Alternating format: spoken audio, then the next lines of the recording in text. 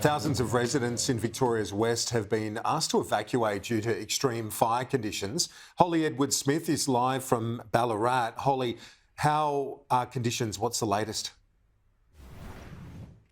Kieran, good afternoon. Well, conditions are still relatively mild here. We are at a base camp in Ballarat, which was set up throughout the week.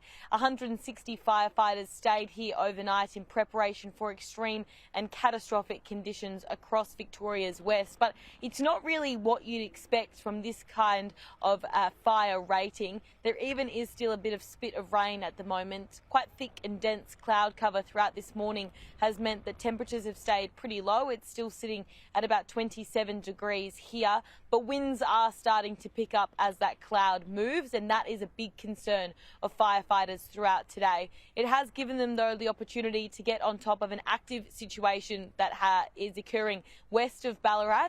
It's a fire that's been burning since last Thursday. It's torn through 21,000 hectares, 6 homes, and destroyed 10 outbuildings. So the milder conditions today have allowed crews here to continue working on that fire. They do have concerns that if conditions worsen throughout this afternoon as expected, that fire could restart. Today is not going to be your typical fire day in Victoria. It is going to be much later, and the greatest concern for myself and fire authorities will be later on in the day. We expect that frontal system to move through that Bay and Dean fire area at about 5 p.m. this evening. So whilst it may appear to be quite mild now, and it actually is, we do expect it to rapidly deteriorate in the next couple of hours, and it will continue well through into about midnight tonight.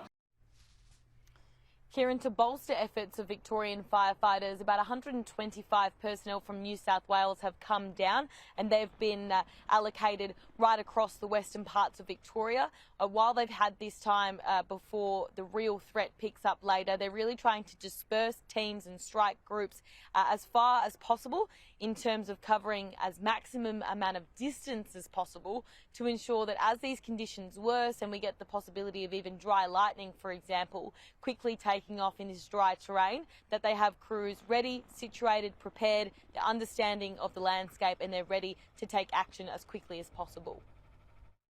The potential for dry lightning. In fact, we are actually now seeing that dry lightning occurring on the South Australian-Victorian border up in the Mallee region. So we're going to be keeping a really close eye on that region over the next couple of hours to see whether we get any new starts.